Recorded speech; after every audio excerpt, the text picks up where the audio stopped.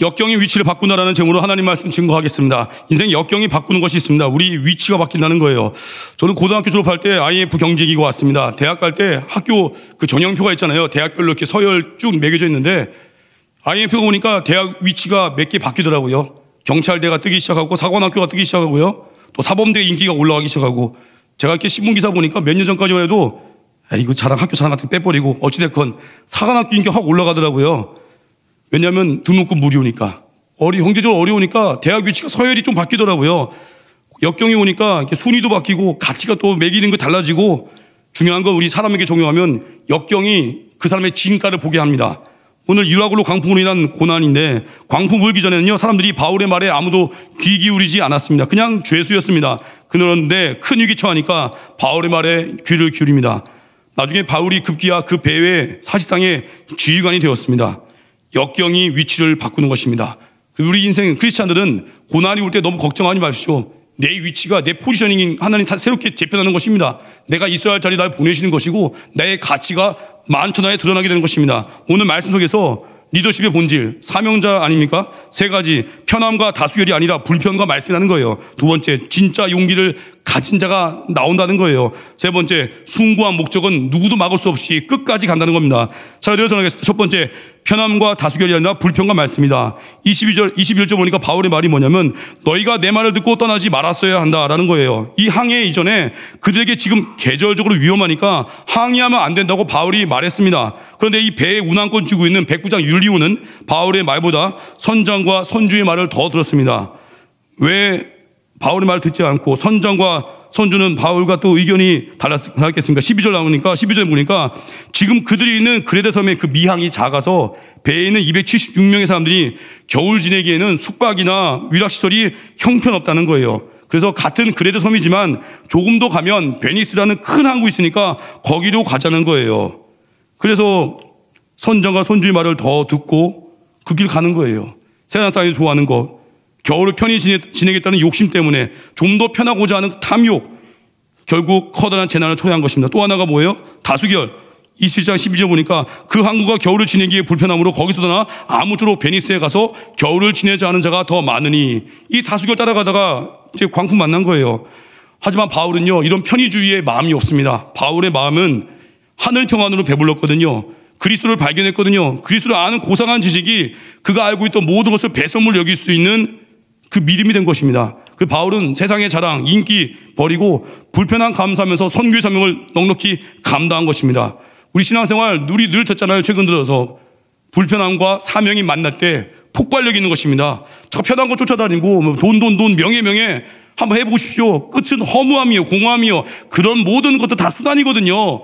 오직 목적, 아버지 영광 위해 사명 위해서 나머지 모든 것 수단이 되어야 하는 것입니다. 우리 인생에 불편한 것 중에 하나가 제일 불편한 게 뭐예요? 복음 증거 아니겠습니까? 거절도 자주 당하고 때로는 모멸감도 당하고 하지만 이 불편해 보이는 복음 증거 이 사명 감당할 때 내 모든 악조건을 이겨서 오히려 내 아픔의 상처까지 치유되는 길이 뭐예요? 그의 나라와 그 일을 먼저 구하는 거. 여러분 힘들수록 전도해야 돼요. 우울할수록 전도해야 돼요. 최근에 내가 기쁜 적이 없습니까? 전도 안 해서 그래요. 희생하지 않아서 그래요. 그 직장 왜 갔습니까? 사람 살리기 위해 간 거예요. 목적이 사람 살리는 것인데 엉뚱한 목적이 됐어요. 목적이 자기 개발이 돼버리고 목적이 연봉이 돼버리고 그러니까 맨날 월요병이 오는 거예요. 우리 인생의 숭고한 목적 사람 살리기 위해서 직장 보내셨고 사람 살리기 위해서 캠퍼스 보내셨고 사람 살리기 위해서 그 가정을 허락하셨고 그래서 우리 불편함과 사명이 만나야 됩니다. 우리 인생의 불편한 것 중에 하나가 뭐예요? 용서하는 거 아니겠습니까? 가정의 달인데 부모님에 대한 상처와 원망이 있는 분들이 있습니다. 그걸 숨기고 다니는 분들이 있을 수 있겠지만 다 교통 나거든요. 어디선가 그게 뽀록이 터져요. 부모님에 대한 사랑과 공경 마땅히 할 일이고요. 우리 받은 바 은혜가 많거든요. 출애굽기 20장 12절 보니까 내 부모를 공경하라 그리하면 내 하나님 여호와가 내게 준 땅에서 내 생명이 기리라. 어떤 가정주부가요. 자기 아들이 학교에서 왕따를 당한다는 사실을 알게 되고 충격을 먹었습니다. 그 아이는 엄마에게 알리지도 않고 혼자 힘들어했습니다. 도와주려고 물으니까 아이가 화를 내는 거예요. 엄마 알아서 뭐해요? 평상시 관심도 없으면서 고민하던 엄마가 상담사 찾아갔습니다. 상담원이 말합니다. 정말 이 문제를 해결하고 싶습니까? 당연히 해결하기 위해서 여기 찾아온 거죠. 상담원이 말합니다. 아이의 사건은 그냥 결과입니다. 보이지 않는 확실한 원인이 있는데 당신이 누군가를 왕따시키고 있습니다. 남편과 관계가 어떻습니까? 존경합니까? 그 여자분이 살짝 화를 냈지만 양심에 찔린 거예요. 말합니다. 사실 제가 남편은 약간 무시합니다. 교양도 없고 자식에 대해서 논의를 하려고 해도 들은 척도 안 하고 집에 오면 잠이나 퍼질러 자고. 그 말을 들은 상담원의 말이에요. 남편과 사이가 나쁜 근본 원인이 또 하나 있습니다. 그것부터 해결하셔야 합니다. 혹시 어머님께서 자기 친정 아버지에 대해서 원망하지 않습니까? 그랬더니 또 저항하는 거예요. 아니, 제가 왜 원망을 해요? 저를 기르려고 얼마나 고생하셨는데요. 그런 마음 한켠에 들킨 거예요. 친정 아버지에 대한 서운한 마음이 늘 마음속에 있었던 거예요.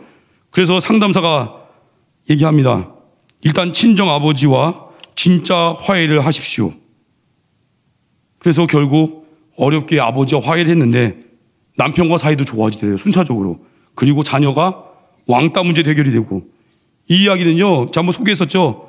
노구치 요시노리가 쓴 거울의 법칙, 일본에서 베스트셀러가 된 그 책에 나오는 하나의 스토리입니다. 우리 인생에 부모님과의 관계, 그게 엄청 중요하다는 거예요. 제일 중요한 뿌리는 하나님과의 관계죠. 예배자 되는 거. 하나님과의 관계가 어긋나면요, 사람들과의 관계가 다 어그러지는 거고요. 또 하나가 눈으로 보이는 우리 공경에 대해서 부모님과의 관계, 이게 깨져버리면요, 어딘가 이렇게 비어 있어요. 영적인 진짜 골다공증 환자 같아요. 멀쩡해 보이는데 허우대 멀쩡해 보이는데 속이 텅텅 비어 있어요. 우리 인생의 가정의 날, 이제 부모님과의 관계, 물론 대부분 다 좋으시겠죠. 근데 보이지 않게 내 마음에 섭섭함이 있거나 원망이 있거나 깨진 분들이 있습니까?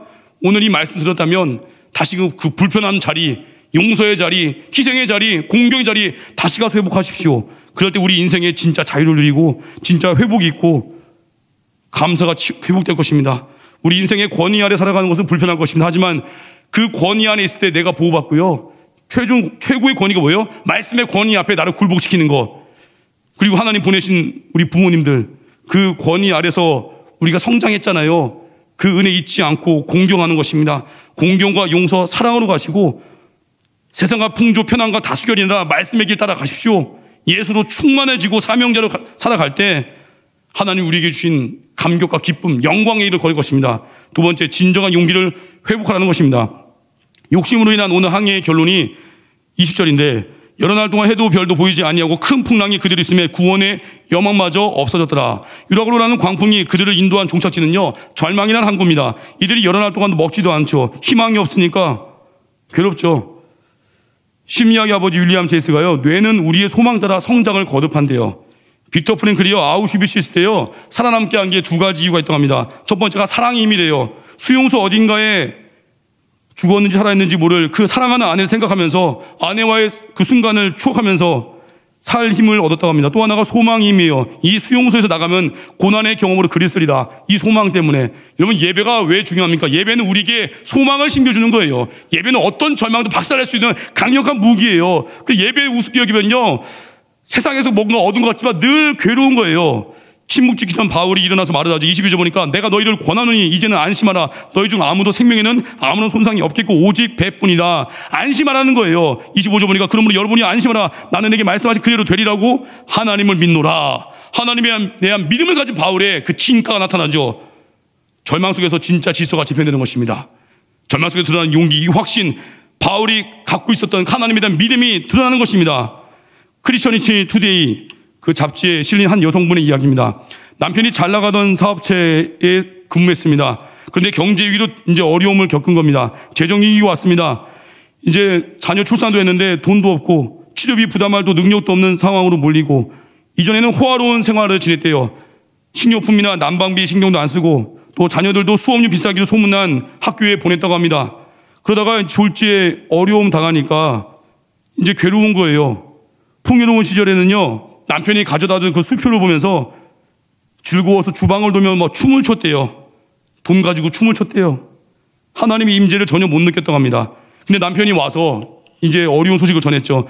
우리는 빈털터리가 되었고 돈도 없고 거지 됐고 신용 불량자가 되었다고 말하는 순간 가장 절망적이었던 그날에 비로소 그녀가 하나님 말씀을 곰곰이 묵상하고 기도하기 시작했대요. 그리고 성경이 하나님이 일용할 양식을 주신다는 것에 대한 그 의미, 성경이 말하고 있는 그 말씀의 의미를 깨닫고 무엇이든지 원하는 대로 구할 때, 주의 뜻대로 구할 때 주시겠다는 그 약속의 말씀을 붙들기 시작한 거예요. 또 그녀가 이런 말을 했습니다. 성경에 다윗이 가졌던 믿음의 복, 바울이 가졌던 믿음의 복을 나는 밀린 청구서와 채권자들의 독촉 전환에 무게로 무너져 내렸다고 생각했던 그 밤에 발견했다. 가장 무너진 그 순간에 하나님에 대한 깊은 임재를 경험하고 회복이 되고 치유가 된 것입니다. 어제도 담임 목사님 통해서 수요일의 말씀을 들었습니다. 성령의 열매가 언제 가장 강력해요? 내가 확실하게 죽어질 때. 우린 내가 스스로 날 죽이기가 쉽지 않습니다. 그래서 하나님 우리에게 어떻게 보면 큰 감당할 수 없는 고난 보내셔서 내 안에 죽지 않는 자아들 다 깨시는 거예요. 그리고 또 어떻게 깨야 돼요? 스스로 사명의 자리 나아가면서 선교의 자리, 희생의 자리, 치유의 자리, 용서의 자리 내가 박살나잖아요. 깨지면서 그때부터 성령의 열매가 어마어마하게 맺히는 것입니다. 가정의 달입니다. 하나님의 임재를 경험하시고 이제 모든 깨어진 관계들을 다시 연결시키는 피스메이커가 되십시오.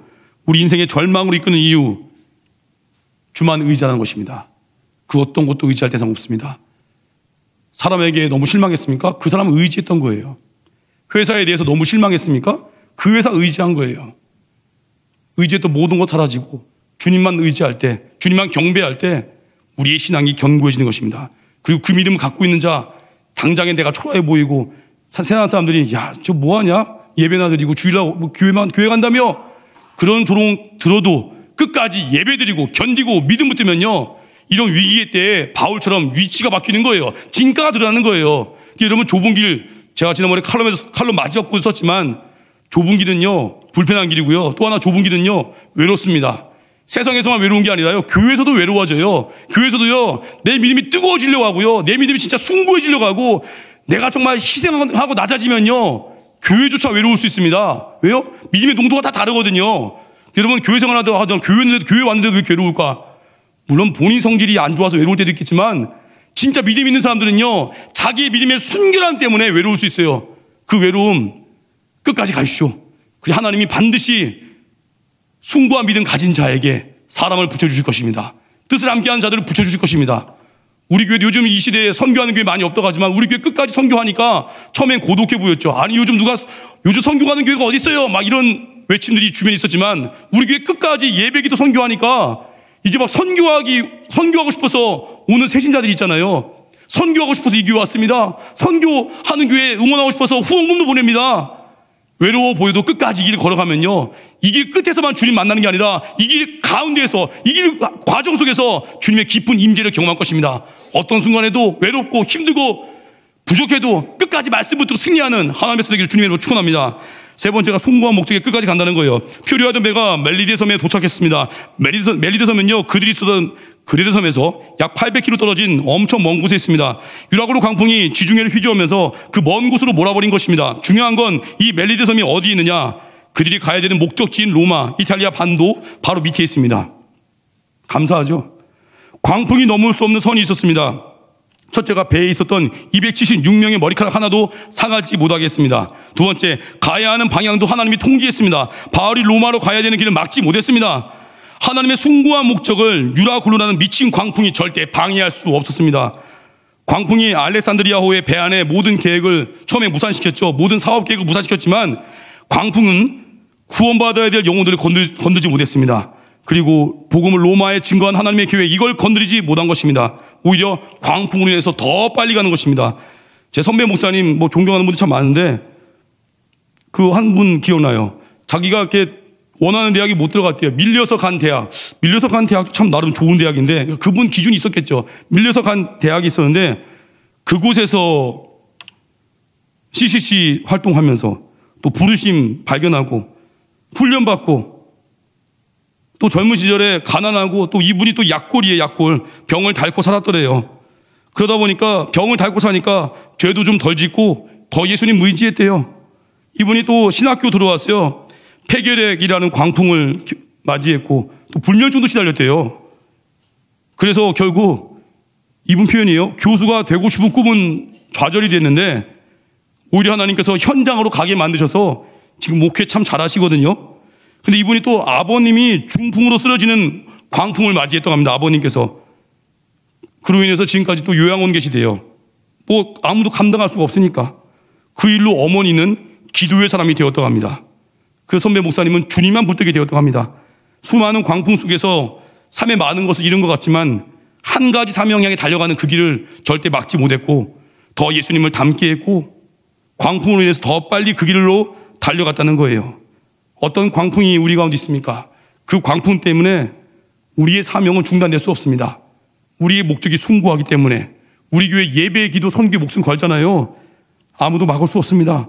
우린 지그릇 금방 깨지죠. 근데 폭풍이 와도 고난이 와도 우리 안에 보배를 담고 있습니다. 그래서 고난이 와도 우리는 다시 일어섭니다.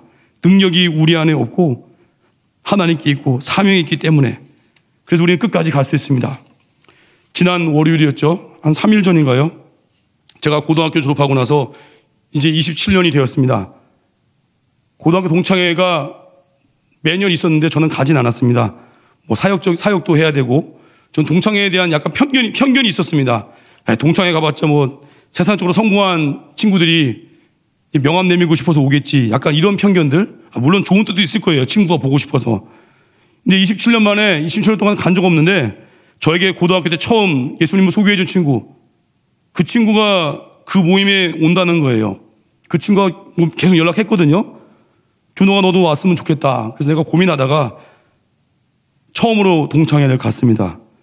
근데 그 동창회는 이제 제가 나온 이제 모교 공주사대보고 총동창회 안에서 건설 업계에 종사하는 분들만 소그룹으로 모인 거래요. 우리 같으면 예배 끝나고 팀 모임처럼 건설 업계에 종사하는 사람들 팀 모임 그런 동창회인데 갔더니 한 30명 좀 넘게 있더라고요. 제 동기, 또 선배, 후배. 여자는 가는 순간 제 편견대로 테이블마다 이렇게 술이 있더라고요, 다. 저야 그거 손댈 일도 없지만 이제 모임 딱 가서 인사하고 소개를 하더라고요. 1년 선배가 소개시킵니다. 이제 제가 새 가족이 됐어요, 거기서. 처음 오신 분들의 소개가 있겠습니다. 한 5-6명 정도, 저를 포함해서 한 5-6명 처음 왔거든요. 앞에 계신 분들이 다 소개하는데 앞에 나가가지고 소개할 때마다 잔을 드는 거예요, 또 갑자기. 맥주잔을. 근데 이게 첫 번째부터 어떤 강원도에 있는 어느 대학 교수님이 그러면서 자기 건배사를 또 하겠대요. 근데 건배사가 되게 웃겨요. 자기가 누나 하면 언니 하래요. 웬 또 누나 언니야? 뭔 소리야 했더니 누나가 이런 뜻이래요. 누가 나의 편이 되어주나. 누가 나의 편이 되어주나. 언니가 뭐냐면 언제나 네 편이야. 그런 썰렁한, 여기서 감동받으시면 안 돼요. 건배사 용어. 근데 그렇게 하니까 사람들 다들 누나, 언니 다 따라하면서 잔을 들고 저는 잘 안 들었어요. 제 자존심이 있어가지고. 이제 다 그렇게 제 앞에 4-5명이 다 그렇게 소개하는 거예요. 자기 소개하고 건배사, 맥주잔 들고 건배사하고 자기만의 멘트로. 제가 이제 마지막에 안 하려고 해서 실은 가만히 있었어요. 그냥, 저기 끼기 싫다 하고. 근데 갑자기 저를 누가 자꾸 지켜보는 거예요. 여기 한 분 더 있습니다. 결국 이제 소개를 해야 되는데, 어떻게 할까? 바로 예수 기도하고 주여 도와주셔서. 제가 딱 앞에 나갔습니다. 그래서 이제 뭔가 소개를 해야 되잖아요. 하나님이 주신 지혜대로 했습니다. 어떻게 하냐면 앞에 나가서 일단 제가 예수님을 믿게 된 계기를 얘기했습니다. 한 친구의 복음 증거로 제가 예수님 믿게 됐고 그 친구 여기 와 있습니다. 그러면서 쭉 얘기하다가 짧게 얘기하다가 제 소개한 다음에 그렇게 있습니다. 저는 그러다가 하는 부르심 받아서 목사로서 섬기고 있습니다. 저는 목사 이전에 크리스천으로서 건배사는 하지 않겠습니다. 대신 여러분들을 위해서 기도할 테니 10초만 눈을 감아 주십시오. 다 눈을 감더라고요. 한 20-30초 동안에 복음을 담아서 축복 기도를 했습니다. 예수님의 은혜를 들려줬고 죽음 이후의 부활의 소망을 기도 속에 녹였습니다. 그랬더니 그 건배사 하던 분들이 기도 끝나는 순간에 아멘! 아멘! 거기 숨은 크리스찬들이 얼마나 많았는지 제가 보게 됐어요, 제가. 그러면서 그때 그 친구가 그러더라고요. 준호가 나 울 뻔했다. 그리고 어떤 친구, 저에게 복음 증거했던 친구는 준호가 나 속으로 울었다. 어떤 선배가 저를 찾아와 악수를 청하더라고요. 후배님, 저한테 준호가라고 못하고 후배님, 이 자리에 또 오시면 안 되겠습니까? 3개월마다 모일 건데 후배님 덕분에 이 모임이 성스러워졌습니다. 놀랬어요, 제가. 그냥 안 가려고 했는데 계속 오래요, 또. 그것도 월요일 날 하는데요. 월요일 날 쉬는 날이니까 계속 오세요 이러더라고요, 저한테. 어떻게 교육자 일정을 알고 있는지. 중요한 건 제가 느낀 바가 있어요. 저는 되게 하나님께 감사했거든요. 그 자리에 모든 30여 명의 그 대부분 불신자였던 것 같아요. 그 자리 영혼들에게 기도 속에 복음을 녹여내고 그들 마음에 있는 갈망을 보게 되고, 제가 두 가지 느꼈어요. 누구나 목마름이 있구나. 다들 앞에서 자기 자랑하고 술 파티하면서 이건 아닌데 하는 생각이 다 있는 거예요. 그 또 하나가 크리스찬에 대한 거는 기대감이 있다는 걸 발견했습니다. 자기들은 개쓰레기 같아도 너만은 잘 살아다오. 너만은 희망의 증거가 되어다오. 우리도 언젠가는 네가 가는 그 길 가고 싶은데 너만큼은 끝까지 살아있어다오. 약간 크리스찬에 대한 그런 기대감을 제가 보게 됐습니다. 우리를 보내시는 자리가 험할 수 있고 피하고 싶어도 주님 보내신다면 기도하고 무장하고 가서 영혼을 건지는 것, 그게 우리가 해야 될 사명이고요. 피하지 마십시오. 두려워하지 마십시오. 주님이 우리 함께 하십니다. 결론, 숭고한 사명, 복음 증거와 연결된 우리가 되십시오. 아무도 꺾지 못합니다. 시편 23편 3절 말씀 잊지 마십시오. 내 영혼을 소생시키시고 자기 이름을 위하여 의의 길로 인도하시는도다. 하나님 우리 영혼을 수고롭게 회복시키시고 우리를 인도하시는 이유, 왜요? 자기 이름을 위하여, 주님의 명예 때문에. 주님의 이름이 먹칠당하면 안 되니까 우리가 사명과 연결되면 끝까지 우리를 견인하시고 책임지시고 이끄시는 거예요. 그리고 두 번째, 절망 속에서도 진가가 드러나는 크리스찬 되기 바랍니다. 위기가 기회가 될 것입니다. 어떤 방해, 어떤 난관이 있어도 기본 붙들고 끝까지 가십시오. 예비기도 성경 붙들고 끝까지 가십시오. 낙심하지 마십시오. 세 번째, 편안과 다스결이 아니라 불편하고 힘들지만 사명 따라가는 우리 되기를 주님으로 축원합니다. 자리에서 나가겠습니다. 예수의 길 찬양하겠습니다.